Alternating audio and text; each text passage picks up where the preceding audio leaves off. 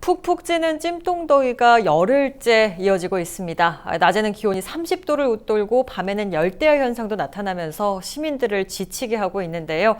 이혜균 대동병원 가정의학과 전문의와 전화 연결해서 폭염 속 건강관리 방법에 대해 알아보겠습니다. 현재 연결되어 있습니다. 폭염 속에 특히 노약자 등 건강관리가 비상입니다. 다른 지역에서는 온열 질환으로 사망하는 일도 벌어졌는데요. 온열 질환의 종류 또 위험성에 대해서 먼저 말씀 부탁드립니다. 먼저 온열 질환에는 이제 제일 심한 게 우리 그 체온 조절 기능이 완전히 상실이 돼서 여러 가지 다발성 그 장기 손상이나 사망까지 이르게 할 수 있는 이제 열사병이 있고요. 네. 그 다음 단계로는 우리가 이제 제일 흔하게 알고 있는 온열 질환인 일사병, 일명 이제 열탈진이 있습니다.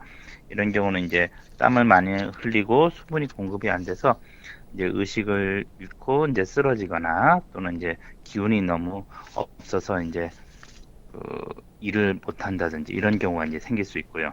기타 이제 조금 약한 경우로 볼 수 있는 게 이제 열경련이라고 해서 이제 땀을 많이 흘려서 근육이 이제 경련이 일어나는 경우, 네. 그다음에 열실신이라고 해서 일시적으로 뇌로 가는 피가 부족해져서 이제 어지럼증이 유발된다든지 이제 쓰러진다든지 하는 경우가 있고요. 네. 그다음에 열부종이라고 해서 그 몸이 이제 붓는 그런 경우, 그다음에 이제 열발진 또는 이제 열땀띠라고 해서 이제 몸에 두드러기 같은 것이 나는 경우가 있을 수 있습니다.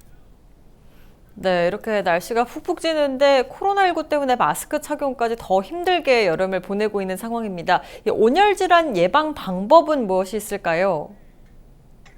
일단은 마스크를 쓰게 되면은 그 마스크 자체로 인해서 체온이 증가되는 건 아니지만 네네.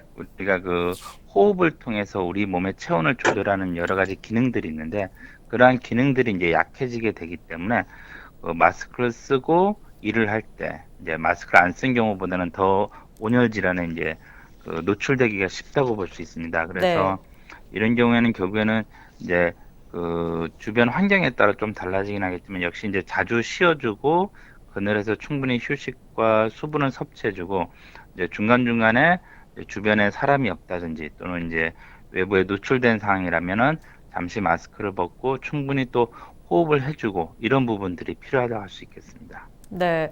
그렇다면 노약자 등은 건강 관리를 어떻게 하는 것이 좋겠습니까? 그 노인분들은 이제 특히 이제 60대 이상 노인분들은 역시 이제 체온 조절 기능도 약하고 또 기존의 혈압이나 당뇨 같은 이제 만성 질환을 앓고 있기 때문에 네. 더더욱 이제 온열 질환에 노출되기 쉬운 거는 확실한데요. 이럴 때 결국에는 이제 결국 이제 가장 기본적인 부분은 이제 제일 조심을 하는 건데 첫째로는 이제 낮 시간대 특히 이제 정오부터 오후 5시까지는 야외 활동을 이제 자제를 하셔야 되고요. 네. 외출할 때는 최대한 가볍고 밝은 색깔의 통기가 잘 되는 헐렁한 옷을 입도록 하시고 어지럼증이라든지 두통 또는 이제 속이 미식거린다든지 하는 경우에는 재빨리 그늘을 찾아서 휴식을 해야 되고 네. 이제 몸이 이제 좀 더워졌다 느낄 때는 역시 에어컨이나 선풍기 같은 걸로 몸을 식히고 물은 평소보다 많이 마시되 식사는 너무 과하지 않도록 하는 것이 좋겠습니다. 네, 오늘 말씀 여기까지 듣겠습니다. 고맙습니다. 예. 네, 이혜균 대동병원 가정의학과 전문의와 폭염 속 건강관리 방법에 대해서 알아봤습니다.